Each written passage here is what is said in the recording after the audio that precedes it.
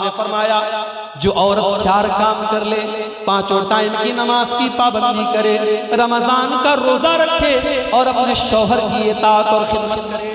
یہاں پر ایک بات میں بتا دوں، میاں بیوی کا رشتہ یہ غلام اور نوکر کا رشتہ نہیں ہے، یہ آقا اور نوکر کا رشتہ نہیں ہے۔ اگر شوہر یہ سمجھتا ہے بیوی میری لونڈی ہے، بیوی میری نوکرانی ہے، تو وہ بھی غلط ہے، اور اگر بیوی یہ سمجھتی ہے کہ شوہر میرے اشارے پر ناچے تو یہ بھی غلط ہے۔ شوہر اور بیوی کا رشتہ محبت کا رشتہ ہے، لیکن گھر کا اور پریوار کا مکھیا مرد ہے، اس لیے بیوی کو چاہیے کہ شوہر کی بات مانے۔ ہاں اگر شوہر کی غلط بات ہے، ناجائز بات ہے، تو بیوی کو نہیں ماننا ہے، لیکن جو صحیح بات ہے وہ بیوی کو ماننا ہے۔ وَأَطَاعَتْ زَوْجَهَا، اپنے شوہر کی اطاعت کرے، وَأَحْسَنَتْ فَرْجَهَا، اور اپنی شرمگاہ کی حفاظت کرے، اپنی آبرو کی حفاظت کرے، اپنے آپ کو زنا سے بچائے، اپنے آپ کو بدکاری سے بچائے۔ یہ 4 کام جو عورت کر لے، اللہ کے نبی فرماتے ہیں دخلت من ابواب الجنت شاء، ایسی عورت جنت کے جس دروازے سے چاہے جائے۔ کلکتہ میں جب اولا بائک پر میں جا رہا تھا، اولا بائک کے ڈرائیور نے مجھ سے کہا، میرا حلیہ دیکھ کر کے اس کو لگا کہ یہ مولوی صاحب حافظ جی لگ رہے ہیں، وہ مسلمان تھا۔ اس نے کہا مولوی صاحب حافظ جی حالات بہت برے ہیں۔ اس نے کہا سنڈے کے دن رات میں ہم لوگ جب بائک لے کے نکلتے ہیں، نشے کی حالت میں بالکل ٹھلی ہو کر کے، بالکل دھت ہو کر کے جوان لڑکیاں آتی ہیں، ان کے باپ کو کوئی پرواہ نہیں کہ ہماری لڑکی کہاں گئی ہے، ان کی ماں کو کوئی پرواہ نہیں ہماری جوان لڑکی کہاں گئی ہے، نشے کی حالت میں دھت ہو کر کے آتی ہیں اور ہم سے کہتی ہیں ہم کو ہمارے گھر پہنچا دو۔ اور ہمیں ڈر لگتا ہے کہیں ایسا نہ ہو کہ اس کو لے کر کے جب اپنی بائک پر ہم جائیں اور یہ ہم کو جکڑ کر کے ہم ہماری بائک پر جب بیٹھیں تو کہیں ایسا نہ ہو کہ ہم گناہوں کی دلدل میں چلے جائیں اور ہم کوئی غلط کام کر بیٹھیں۔ کہا کہ یہ کام کرنے والی مسلمان لڑکیاں بھی ہوتی ہیں اور غیر مسلم لڑکیاں بھی ہوتی ہیں۔ حالات یہ ہے، یہ مسلمان ہیں جنہیں دیکھ کے شرمائے یہود، وَذَا میں تم ہو نصارہ تو تمدن میں ہنود، یہ مسلمان ہیں جنہیں دیکھ کے شرمائے۔ مسلمان کی شادی ہو رہی ہے، ناچ گانا بھی ہو رہا ہے، مسلمان کی شادی میں ڈی جے بج رہا ہے، ماشاءاللہ بڑا پکا مسلمان ہے، کیا مجال ہے کہ اس کے اسلام پر کوئی سوال اٹھائے؟ اس کے گھر میں رات بھر ڈی جے چلتا ہے۔ تیرے نبی نے کبھی بانسری کی آواز کو اپنے کانوں میں جانے نہ دیا، تیرے نبی کے صحابہ نے کبھی میوزک کو اپنے گھر میں آنے نہ دیا، اور تو شادی کے موقع پر رات بھر میوزک بجا رہا ہے اور تو اپنے آپ کو مسلمان کہہ رہا ہے۔ کیا تیرا اسلام صرف تیری مسجد اور تیری نماز تک ہے؟ تیرے شادی بیاہ میں تیرے اسلام سے کوئی مطلب نہیں۔ میں کہتا ہوں علماء پابندی لگا دیں، جس کے گھر میں شادی میں ڈی جے بجے گا، ناچ گانا ہوگا، سارے علماء مل کر کے یہ طے کر لیں اس کے گھر میں ہم نکاح نہیں پڑھائیں گے، اس کی شادی میں ہم نہیں جائیں گے۔ لوگوں کے دماغ سے جائیں پڑھائیں، خود اپنا نکاح پڑھائیں، علماء منع کرتے ہیں ہم ایسی شادیوں میں نہیں جائیں۔ شادی ہماری کیسی ہو رہی ہے؟ ماشاءاللہ باپ کے چہرے پر شرعی داڑھی ہے، ماتھے پر سجدے کا نشان ہے، شادی میں اپنی جوان بیٹی کو لے کے گیا، کار سے نکلا، جوان بیٹی ساڑی پہن کر کے اور گاؤن پہن کر کے نکلی ہے، اس کا پورا آدھا شریر ڈھکا ہے اور آدھا شریر نظر آ رہا ہے، اور سارے لوگ اس کی لڑکی کو دیکھ رہے ہیں، اور باپ کو کوئی فرق نہیں پڑتا ہے۔ صاحب فیشن کا زمانہ ہے، شادی کے موقع پر میری لڑکی تو حور بن کے آئی ہے، میری لڑکی جو چاہے پہنے، کیا فرق پڑتا ہے؟ مجھے بتاؤ کیا شادی کے موقع پر بے پردگی جائز ہو گئی، بے حیائی جائز ہو گئی؟ میں کہتا ہوں وہ لڑکی جتنی گنہگار ہے، وہ لڑکی جتنی گنہگار ہے، اس لڑکی کا جوان باپ اور اس لڑکی کی ماں، اس جوان لڑکی کا باپ اور اس لڑکی کی ماں جس نے اس کو وہ کپڑا لا کے دیا ہے اور وہ کپڑا پہنایا ہے، اور وہ کپڑا پہن کر کے اپنے شریر کا پردرشن کر کے جب وہ لڑکی شادی میں گئی ہے تو باپ بھی برابر گنہگار ہوگا، ماں بھی برابر گنہگار ہوگی۔ اللہ کے نبی فرماتے ہیں ثلاث اللہ ینظر اللہ عز وجل الیہم یوم القیامہ، 3 لوگ ایسے ہیں کہ قیامت کے دن اللہ تعالیٰ نہ تو ان کی طرف دیکھے گا، نہ ان سے بات چیت کرے گا، نہ ان کو گناہوں سے پاک و صاف کرے گا۔ 3 لوگ بڑے بد نصیب لوگ ہوں گے۔ نمبر 1 العاق لوالدیہ، اپنے ماں باپ کو ستانے والا، اپنے ماں باپ کو تکلیف پہنچانے والا، اپنے ماں باپ سے رشتہ توڑنے والا۔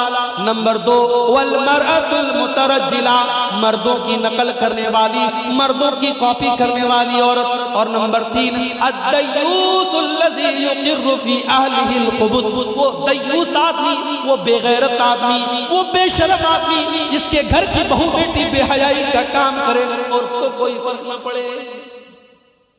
میرے بھائی، مردوں کے وہ اکبر الہ آبادی کا شعر ہے نا، بے پردہ نظر آئیں کل جو چند بیویاں، بے پردہ نظر آئیں کل جو چند بیویاں، اکبر زمین غیرت قومی سے گڑ گیا، پوچھا جو ان سے آپ کا پردہ وہ کیا ہوا، پوچھا جو ان سے آپ کا پردہ وہ کیا ہوا، کہنے لگی کہ عقل پہ مردوں کے پڑ گیا۔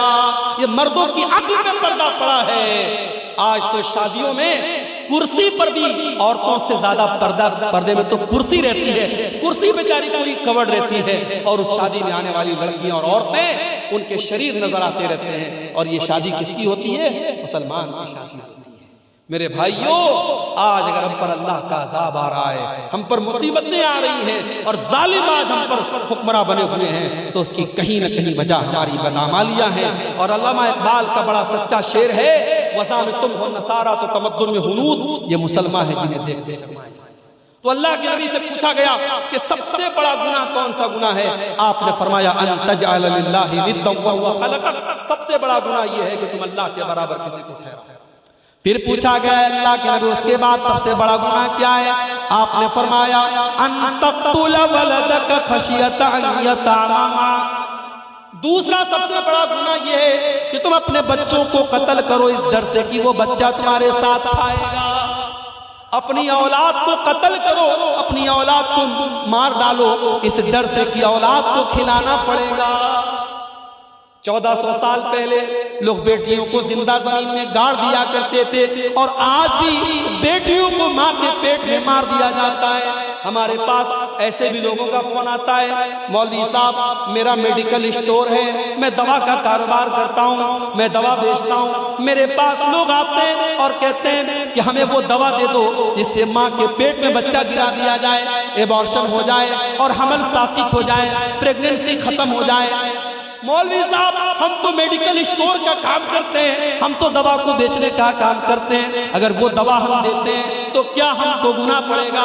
میں نے کہا بالکل گناہ پڑے گا، اس لیے کہ قرآن کہتا ہے تعاونوا علی البر والتقوی ولا تعاونوا علی الاثم والعدوان۔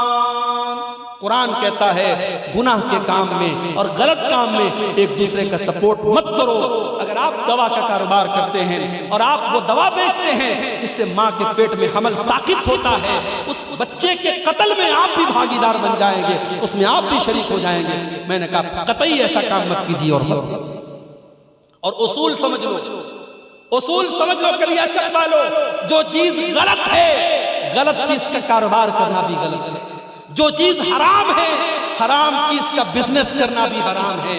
جو چیز ناجائز ہے اس کا کاروبار کرنا اور اس کا کام کرنا، اس کو دکان پر سیل کرنا اور اس کو بنانے میں سپورٹ کرنا بھی غلط ہے، اور اس میں کوئی اختلاف نہیں ہے۔ سارے علماء کا یہ متفقہ فتویٰ ہے، جاؤ کسی ادارے سے فتویٰ لے لو۔ اگر آپ کسی چیز کے بارے میں شریعت کی نظر میں آپ یہ مانتے ہیں کہ یہ چیز غلط ہے اور پھر آپ اس چیز کا کاروبار کر رہے ہیں، اس کا بزنس کر رہے ہیں، آپ اللہ کے جواب دینا پڑے گا، کیونکہ آپ نے حرام اور ناجائز چیز کا بزنس کر کے اس کو پروموٹ کیا ہے۔ اور دلیل اس کی قرآن کی یہی آیت ہے وَلَا تَعَاوَنُوا عَلَى الْإِثْمِ وَالْعُدْوَانِ، کہ گناہ کے کام میں اور غلط کام میں ہمیں ایک دوسرے کا سپورٹ نہیں کرنا ہے۔ تو بچے تو آج بھی قتل ہو رہے ہیں، بچے تو آج بھی قتل ہو رہے ہیں، کہیں ماں کے پیٹ میں قتل ہو رہے ہیں، کہیں ہاسپٹل کے باہر آپ کو ڈسٹ بین میں مری پڑی ہوئی بچیاں مل جائیں گی۔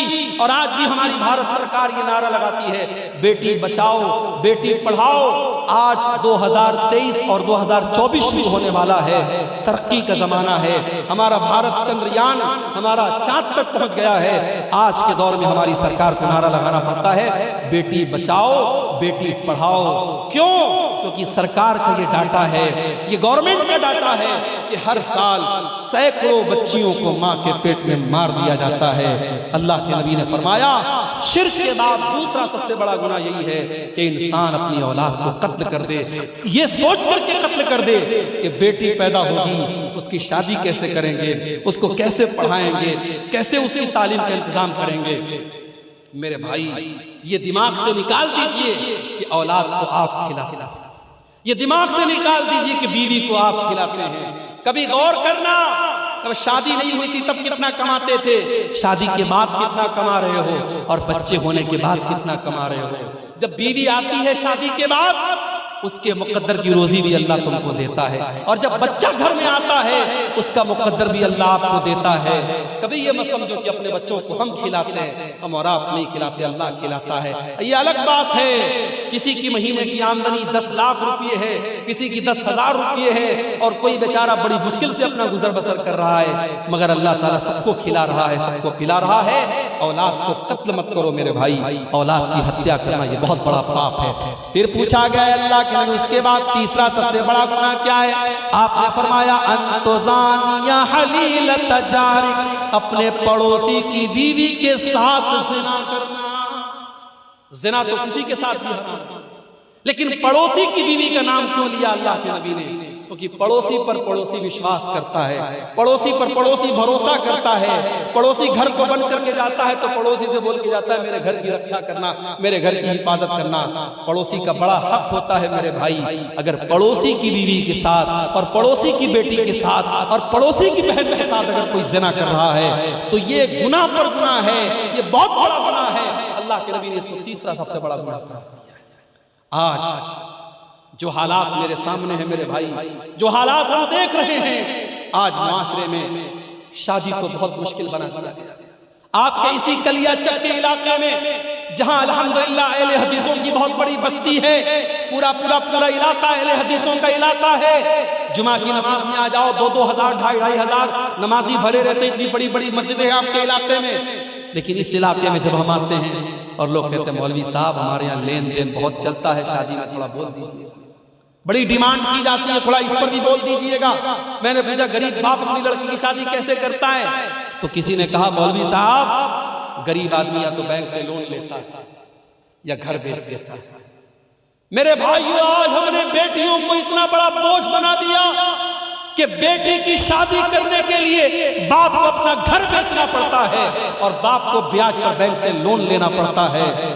پوری اسلامی تاریخ میں اور پورے اتہاس میں بیٹی اتنی بوجھ نہیں بنی تھی جتنا بڑا بوجھ آج ہم نے بیٹی کو بنا دیا ہے۔ آج کتنی غریب بیٹیاں ہیں، باپ بیچارہ پریشان ہے، میری آمدنی نہیں ہے، میری کمائی نہیں ہے، بیٹی جوان ہو رہی ہے، 25 سال کی ہو رہی ہے، 30 سال کی ہو رہی ہے، بیٹی کی شادی کیسے کروں؟ آج کتنے باپ ہیں جو بیچارے وقت کے پہلے بوڑھے ہو رہے ہیں، بال ان کے سفید ہو رہے ہیں، چہرے پر جھریاں پڑ گئی ہیں، بیٹی کی جوانی نے ان کی چنتا کی لکیروں کو بڑھا دیا ہے۔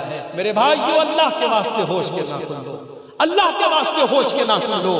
اور میں بڑے دل کے درد کے ساتھ یہ بات کہہ رہا ہوں، اہل حدیث صرف زور سے آمین بولنے کا نام نہیں ہے، صرف سینے پر ہاتھ باندھنے کا نام اہل حدیث نہیں ہے، صرف رفع یدین کرنے کا نام اہل حدیث نہیں ہے، صرف چند نماز کے طریقے میں بدلاؤ کا نام اہل حدیث نہیں ہے۔ اہل حدیث کہتے ہیں اس انسان کو جو مکمل اسلام کو فالو کرتا ہے، جو قرآن و حدیث پر چلتا ہے۔ اگر آپ کی نماز قرآن و حدیث والی ہے تو آپ کا شادی بیاہ کا سسٹم بھی قرآن و حدیث والا ہونا چاہیے۔ اگر آپ اپنے بیٹے کی شادی میں ڈیمانڈ کر رہے ہیں تو آپ کو اعلان کر دینا چاہیے کہ میں انٹرنیشنل بھکاری ہوں، میں کوئی اہل حدیث نہیں ہوں، میں تو بھکاری ہوں، بیٹے کے لیے بھیک مانگ رہا ہوں۔ بڑے انداز سے اور بڑے اسٹائل سے آج لوگ بھیک مانگتے ہیں جہیز کے نام پر۔ میرے بھائیوں میں اپنے نوجوانوں سے کہنا چاہوں گا کہ اگر تمہیں اپنے بازوؤں پر ہمت ہے اور اپنے بازوؤں پر بھروسہ ہے تو اتنا گٹس پیدا کرو، اپنے باپ سے جا کے کہہ دو، اپنی ماں سے جا کے کہہ دو کہ میں ایک معمولی چٹائی پر لیٹ جاؤں گا مگر مجھے اپنے سسرال سے ملنے والے بیڈ کا انتظار نہیں، میں گھڑے کا ٹھنڈا پانی پی لوں گا، مجھے سسرال سے ملنے والی فریز کا انتظار نہیں ہے، میری بیوی اپنے ہاتھوں سے کپڑا دھل لے گی، مجھے سسرال کی واشنگ مشین کا انتظار نہیں ہے، میں اپنے بیٹی کے باپ کو میں جہیز کے نام پر کوئی اس کے اوپر بوجھ نہیں ڈالوں گا۔ آج میرے بھائیوں ان ڈیمانڈوں کی وجہ سے بیٹی بوجھ ہو۔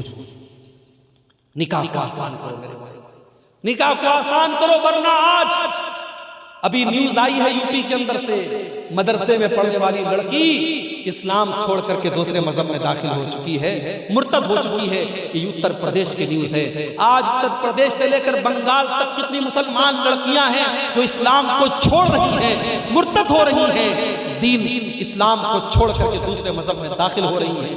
یہ رونے کا مقام ہے میرے بھائی۔ اسلام کوئی ایسا دین تو نہیں ہے، یہ تو اللہ کا دین ہے۔ آج یہ دور آ گیا کہ ہماری بیٹیاں، ہماری بہنیں اسلام کو چھوڑ کے جا رہی ہیں اور ہمیں سمجھانا پڑ رہا ہے کہ اسلام بہت اچھا دین ہے۔ ہم نے تو تاریخ میں سمیہ کا واقعہ پڑھا تھا، ہم نے تو تاریخ میں ایسی عورتوں کا واقعہ پڑھا تھا جنہوں نے اپنی جان دے دی مگر ایمان کو جانے نہ دیا، اور آج عشق اور پیار کے نام پر اور محبت کے نام پر مسلمان لڑکی اپنے مذہب کو اور اپنے اسلام کو چھوڑ رہی ہے۔ میرے بھائیوں نکاح کو آسان کرو، نکاح کو آسان کرو۔ آج ایسی لڑکیوں کے میرے پاس بھی میسج آتے ہیں، ای میل آتا ہے، مولوی صاحب میرا باپ میری شادی ایسی جگہ کرنا چاہتا ہے جہاں لڑکا قبر پرست ہے، مزار پہ سجدہ کرتا ہے، قبر پہ سجدہ کرتا ہے، پورے گھر میں تعویذ پہنا جاتا ہے۔ مولوی صاحب میں ایسے گھر میں شادی نہیں کرنا چاہتی ہوں، میں نے اپنے باپ سے کہا کہ میری شادی فلاں کے ساتھ کر دیجئے، وہ لڑکا نیک ہے، دیندار ہے اور قرآن و حدیث پر چلنے والا ہے، لیکن میرا باپ تیار نہیں ہے۔ کان کھول کر کے سن لو، اگر لڑکی کی شادی اس کے ولی کی اجازت کے بغیر جائز نہیں ہے تو لڑکی کی شادی زبردستی کرنا بھی جائز ہے۔ زبردستی اگر آپ اپنی لڑکی کی شادی اس کی مرضی کے بغیر غلط جگہ کر رہے ہیں تو یہ بھی جائز نہیں ہے۔ لڑکی کی اجازت بھی ضروری ہے۔ اگر لڑکی کی شادی میں اس کے گارجین کا تیار ہونا اور اس کے ولی کا راضی ہونا ضروری ہے تو لڑکی کی رضامندی بھی ضروری ہے۔ آپ زبردستی اگر لڑکی کی شادی کرتے ہیں تو اسلام کی نظر میں یہ نکاح بھی ویلڈ نہیں ہے، صحیح نہیں ہے۔ اس لیے میرے بھائی تھوڑے سے اس معاملے میں سمجھداری سے کام لیجئے۔ اگر لڑکی کسی لڑکے کے ساتھ شادی کرنے کو بول رہی ہے یا لڑکا کسی لڑکی کے ساتھ شادی کرنے کو بول رہا ہے اور وہ رشتہ صحیح ہے، دین کے اعتبار سے کوئی خرابی نہیں ہے، تو ماں باپ ضد نہ کریں اور نکاح کر دیں تاکہ آئندہ زندگی میں وہ لڑکا یا لڑکی کوئی ایسا قدم نہ اٹھائے جس سے پورے خاندان کی عزت پر دھبا لگے۔ اس معاملے میں ہمیں سمجھداری سے کام لینا پڑے گا۔ اللہ کے پیارے نبی فرماتے ہیں اذا خطب الیکم ممن ترضون دینہ وخلقہ، جب تمہاری لڑکیوں کے لیے ایسا رشتہ آئے، لڑکا دیندار ہے اور لڑکا اچھے اخلاق والا ہے، فزوجوہ، تو تم اپنی لڑکیوں کی شادی ایسے لڑکوں سے کر دو۔ اگر ایسا نہیں کرو گے تکن فتنۃ فی الارض وفساد عریض، تو زمین کے اندر فساد پھیلے گا اور فتنہ پھیلے گا۔ تو میرے بھائیو اگر ہمیں زناکاری کو روکنا ہے تو ہمیں نکاح کو آسان کرنا ہے۔ اور آگے بڑھیے، اللہ کے نبی فرماتے ہیں اجتنبوا السبع الموبقات، 7 ہلاک کر دینے والے گناہوں سے بچو۔ صحابہ نے پوچھا ہے اللہ کے نبی کون سے 7 ہلاک کر دینے والے گناہ ہیں؟ آپ نے فرمایا الشرک باللہ، سب سے بڑا گناہ تو اللہ کے ساتھ شرک کرنا ہے جو اللہ معاف نہیں کرے گا۔ اگر شرک کی حالت میں انسان مر گیا تو اللہ کیا اس کو جنت ملنے والی نہیں ہے؟ الشرک باللہ، سب سے بڑا گناہ شرک کرنا۔ نمبر 2 والسحر، جادو کرنا۔ آج جادو بھی ہو رہا ہے، آج جادو بھی ہو رہا ہے، آج ایک دوسرے سے حسد اور جلن میں لوگ ایک دوسرے کے اوپر جادو بھی کروا رہے ہیں، عورتیں بھی جادو کروا رہی ہیں، مرد بھی جادو کروا رہے ہیں۔ جادو کرنا کرانا حرام ہے۔ اللہ کے نبی کہتے ہیں ہلاک کر دینے والا دوسرا بڑا گناہ جادو کرنا۔ تیسرا گناہ وَقَتْلُ النَّفْسِ الَّتِي حَرَّمَ اللَّهُ إِلَّا بِالْحَقِّ، اور کسی نردوش کی ہتیا کرنا، کسی بے گناہ کا قتل کرنا، کسی بے گناہ کو قتل کر دینا اور کسی بے گناہ کو مار ڈالنا، یہ تیسرا بڑا گناہ ہے۔ نمبر 4 وَأَكْلُ الرِّبَا، سود کھانا، بیاج کھانا، انٹرسٹ کھانا اور انٹرسٹ پر لوگوں کو قرضہ دینا، 1 لاکھ دے کر کے 1,02,000 لینا، 1,05,000 لینا، سود اور بیاج کی جتنی شکلیں ہیں کان کھول کر کے سن لو، اللہ کے نبی فرما رہے ہیں وَأَكْلُ الرِّبَا، سود اور بیاج کھانا یہ بھی ہلاک کر دینے والا گناہ ہے۔ آج کتنے مسلمان ہیں جو سود اور بیاج کا لین دین کر رہے ہیں، اور سود کی جب بات آئی ہے تو یہ بھی سن لو کہ جس طریقے سے سود کا کھانا حرام ہے اور سود کا لینا حرام ہے، ویسے ہی سود اور بیاج کا دینا حرام ہے۔ آج بندھن بینک کے نام پر اور بندھن لون کے نام پر آج گھر گھر عورتوں کے نام پہ لوگ لون لے رہے ہیں اور بیاج پر پیسہ لے رہے ہیں۔ یاد رکھو اللہ کے نبی نے بیاج کھانے والے، بیاج کھلانے والے، بیاج کو لکھنے والے، بیاج کی گواہی دینے والے سب پر اللہ کے نبی نے لعنت کی، اور آپ نے فرمایا سب برابر ہیں۔ اس لیے بیاج کے کھانے کھلانے والے کان کھول کر کے سن لے، ہلاک کر دینے والے گناہوں میں چوتھا گناہ اللہ کے نبی نے فرمایا وَأَكْلُ الرِّبَا، سود کھانا۔ نمبر 5 وَأَكْلُ مَالِ الْيَتِيمِ، اور یتیم کا مال کھانا، یہ بھی بہت بڑا گناہ ہے۔ جو بچہ یتیم ہو گیا، جو بچہ اناتھ ہو گیا، جس کا باپ مر گیا، اس کو تو سہارے کی ضرورت ہے، ہو سکے تو اس کے کام آ جاؤ، ہو سکے تو اس کی مدد کر دو، ہو سکے تو اس کا سہارا بن جاؤ۔ لیکن کچھ بڑے بے رحم لوگ ہوتے ہیں جو یتیم کا مال بھی ہڑپ جاتے ہیں۔ کان کھول کر کے ایسے لوگ سن لیں، یتیم کا مال کھانے والا اپنے پیٹ میں جہنم کی آگ بھر رہا ہے۔ اللہ نے فرمایا ان الذین یأکلون اموال الیتامی ظلما انما یأکلون فی بطونہم نارا، جو لوگ یتیم کا مال کھاتے ہیں وہ اپنے پیٹ میں جہنم کی آگ بھر رہے ہیں۔ یتیم کا مال کھانے والا جہنم کی آگ بھر رہا ہے۔ اور اگلی چیز فرمایا وَالتَّوَلِّي يَوْمَ الزَّحْفِ، اور جنگ کے میدان میں پیٹ پھیر کے بھاگ جانا۔ جنگ کے میدان میں جو پیٹ پھیر کے بھاگ جائے وہ بہت بڑا گناہ کر رہا ہے، ہلاک کر دینے والا گناہ کر رہا ہے۔ اور 7واں گناہ وَقَذْفُ الْمُحْصَنَاتِ الْغَافِلَاتِ الْمُؤْمِنَاتِ، پاک دامن عورت پر، شریف عورت پر زنا کی تہمت کرنا، کسی پاک دامن عورت کے اوپر غلط کام کرنے کا آروپ لگانا اور اس پر زنا کی تہمت لگانا، یہ بھی بہت بڑا گناہ ہے اور ہلاک کر دینے والا ہے۔ اور آگے بڑھیے، رشوت کا لین دین بھی بہت زیادہ ہو رہا ہے۔ رشوت لینے والا اور رشوت دینے والا دونوں پر اللہ کے نبی لعنت فرماتے ہیں۔ فرمایا لعن اللہ الراشی والمرتشی، رشوت لینے والے کے اوپر بھی اللہ کی لعنت ہو اور رشوت دینے والے کے اوپر بھی اللہ کی لعنت ہو۔ کسی کا حق مارنے والا، کسی کی زمین جائیداد کو کھا جانے والا، یہ بھی بہت بڑا گنہگار ہے۔ اللہ کے نبی فرماتے ہیں لَتُؤَدُّنَّ الْحُقُوقَ إِلَىٰ أَهْلِهَا يَوْمَ الْقِيَامَةِ، او لوگو تم نے دنیا میں کسی کا حق اگر لے لیا ہے تو اس کا حق دے دو، ورنہ قیامت کے دن تم کو دینا پڑے گا۔ حَتَّى يُقَادَ لِلشَّاةِ الْجَلْحَاءِ مِنَ الشَّاةِ الْقَرْنَاءِ، یہاں تک کہ اگر سینگ دار بکری نے بغیر سینگ والی بکری کے اوپر ظلم کیا ہے، اگر سینگ والی بکری نے بغیر سینگ والی بکری کو مارا ہے تو قیامت کے دن اس بکری سے بھی قصاص لیا جائے گا۔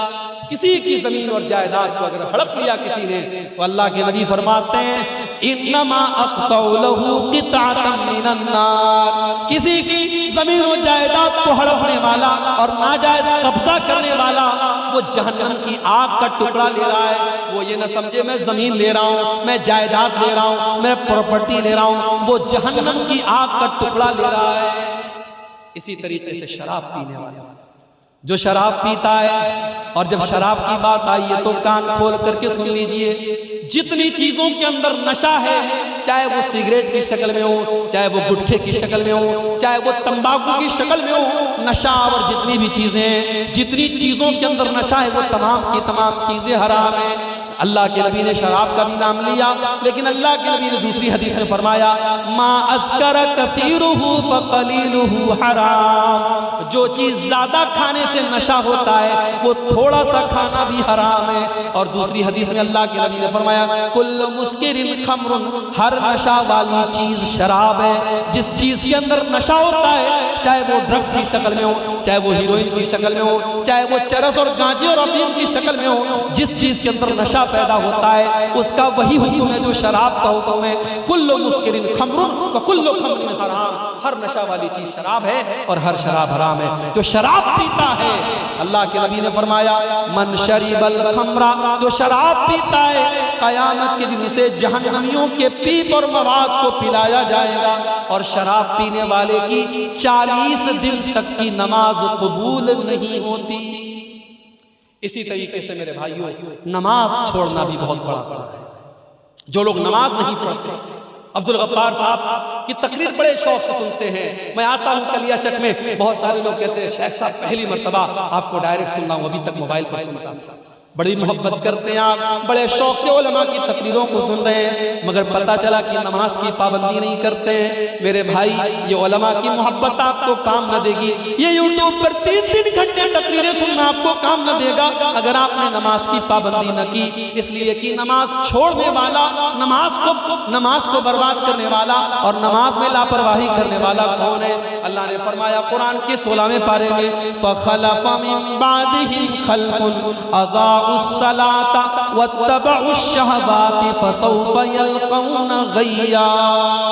نماز کو برباد کرنے والے وہ لوگ ہیں جو نالائق لوگ ہیں، جہنم میں جانے والے لوگ ہیں، وہ نماز کو برباد کرتے ہیں. میرے بھائی، جس نبی سے ہم محبت کرتے ہیں، جس نبی کا ہم کلمہ پڑھتے ہیں، اس نبی کو نماز سے بڑی محبت تھی.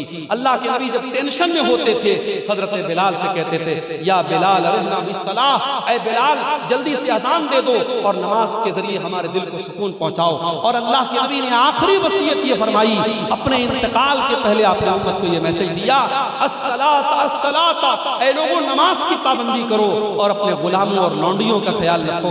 میرے بھائی، نماز کو اگر آپ برباد کرتے ہیں تو قیامت کے دن اللہ کے نبی بھی آپ سے ناراض ہو جائیں گے اور اللہ بھی آپ سے ناراض ہو جائے گا. اس لیے نماز کی پابندی کرو. اور قیامت کے دن پہلا سوال نماز کے بارے میں ہوگا. اللہ کے نبی فرماتے ہیں، ان اول ما يحاسب به العبد يوم القیامت صلاته. قیامت کے دن پہلا سوال بندے کی نماز کے بارے میں ہوگا. فَإِن صلحت، اگر نماز صحیح ہے، اگر نماز کا معاملہ صحیح ہے، فقد افلح، تو انسان کامیاب ہو جائے گا. وَإِن فسدت، اور اگر نماز کا معاملہ گڑبڑ ہے، فقد خاب وخسر، تو انسان ناکام ہو جائے گا. نماز کا چھوڑنے والا بھی بہت بڑا گناہ ہے. اور ایک آخری حدیث سنا کر کے بات ختم کرتا ہوں. ہماری ماں بہنوں سے ریلیٹڈ یہ حدیث ہے، اس کو بھی آپ سن لیں. یہ صحیح مسلم کے اندر یہ حدیث موجود ہے. اللہ کے نبی فرماتے ہیں کہ میں اپنی امت کے 2 لوگوں کو جانتا ہوں، صنفان من اہل النار لم ارہما، 2 قسم کے لوگ جہنم میں جائیں گے، ان کو میں نے ابھی نہیں دیکھا ہے. یعنی وہ بعد میں آئیں گے، وہ قیامت کے پہلے آئیں گے، وہ قیامت کے قریب والے دور میں آئیں گے. نمبر 1، قوم معہم سیاط کاذناب البقر یضربون بها الناس. ایسے لوگ آئیں گے جن کے ہاتھ میں گائے کی دم کی طرح کوڑے ہوں گے اور وہ کوڑوں سے لوگوں کو ماریں گے، اتیاچار کریں گے، ظلم کریں گے. وہ اپنے پاور کا غلط استعمال کریں گے، وہ اپنی طاقت کا غلط استعمال کریں گے. ہر وہ انسان وہ جو ظلم کرتا ہے، جو لوگوں پر اتیاچار کرتا ہے، وہ اس حدیث کے اندر شامل ہے. آپ نے فرمایا ایسے ظالم لوگ جہنم کی آگ میں جلیں گے. کبھی کسی پر ظلم مت کرو میرے بھائی. اگر اللہ نے آپ کو پاورفل بنایا ہے، دولت والا بنایا ہے، اپنی دولت کا غلط استعمال مت کرو، اپنے پاور کا غلط استعمال مت کرو. یاد رکھو، جس پر ظلم کرو گے اگر اس کے منہ سے بد دعا کی آواز نکلی تو اللہ کے نبی فرماتے ہیں کہ مظلوم کی بد دعا کے درمیان اور اللہ کے درمیان کوئی رکاوٹ نہیں ہے. اس کی بد دعا ڈائریکٹ اللہ کے پاس جاتی ہے، اور مظلوم نے اگر بد دعا کر دی تو آپ کا کام تمام ہو جائے گا، برباد ہو جائیں گے آپ. اس لیے کسی پر کبھی ظلم مت کرنا میرے بھائی. تو یہ پہلی کیٹیگری کے لوگ ہیں جو جہنم میں جائیں گے. اور دوسری کیٹیگری کون ہوگی؟ فرمایا وَنِسَاءٌ كَاسِيَاتٌ عَارِيَاتٌ مُمِيلَاتٌ مَائِلَاتٌ. ایسی عورتیں جو کپڑا پہننے کے باوجود ننگی ہوں گی، کپڑا پہننے کے باوجود ننگی ہوں گی. یعنی ان کا ڈریس ایسا ہوگا، ان کا کپڑا ایسا ہوگا جو ان کے شریر کو پردرشت کرے گا، ان کی باڈی کو ایکسپوز کرے گا. وہ اپنے جسم کو نظر دکھائیں گی، اپنے شریر کا پردرشن کریں گی. کاسیات عاریات، کپڑا پہننے کے باوجود ننگی ہوں گی. آج کہنے کی ضرورت نہیں ہے کہ آج مسلمانوں کے گھروں میں ایسے کپڑے پہنے گئے. پورا کپڑا نیٹ کا کپڑا ہے، پوری آستین نظر آ رہی ہے، پوری بیک لیس آج جو ہے کپڑے پہنے جا رہے ہیں، پوری پیٹھ نظر آ رہی ہے، پیٹ نظر آ رہا ہے، پورا شریر نظر آ رہا ہے. کپڑا پہننے کے باوجود وہ عورت ننگی ہے، اور مسلمانوں کے گھروں میں ایسے کپڑے پہنے جا رہے ہیں. آپ نے فرمایا ممیلات مائلات، ایسی عورتیں جب چلتی ہیں ان کی چال کے اندر بھی بے حیائی ہوتی ہے، وہ اپنی چال کے ذریعے دوسروں کو آکرشت کرتی ہیں، وہ شرما شرما کے نہیں چلتی، وہ تو اترا اترا کے چلتی ہیں، وہ تو بے حیا اور فاحشہ عورتوں کی طرح چلتی ہیں، مائلات، اور خود کو ان بے حیا لوگوں کی طرف مائل ہوتی ہیں، ان کی چال بھی بے حیا عورتوں کی طرح ہوتی ہے اور وہ غیر مردوں کی طرف آکرشت ہوتی ہے۔ آپ نے فرمایا رؤوسہن کاسنمۃ البخت المائلہ، ان کا ہیئر اسٹائل ایسا ہوگا جیسے اونٹ کا کوہان ہوتا ہے۔ انٹرنیٹ پہ جا کے دیکھ لینا اونٹ کے کوہان والا ہیئر اسٹائل کیسا ہوتا ہے۔ اگر آپ کے گھر کی بہن بیٹی ایسا ہیئر اسٹائل بناتی ہے جو اونٹ کے کوہان کی طرح ہے تو اپنے گھر کی بہن بیٹیوں کو منع کر دینا، یہ جہنمی عورت کی نشانی بتائی گئی۔ رؤوسہن کاسنمۃ البخت المائلہ، اونٹ کے کوہان کی طرح ان کے بالوں کا جوڑا ہوگا، ان کا ہیئر اسٹائل ہوگا۔ آج کل میک اپ کے نام پہ کیا کیا ہوگا؟ ابھی میری اہلیہ ایک دن بتا رہی تھی کہ آج کل کوئی وہ ہونٹ میں کوئی انجیکشن لگا کر کے ہونٹ کو موٹا کرتا ہے، یعنی یہ کیا کیا ہو رہا ہے۔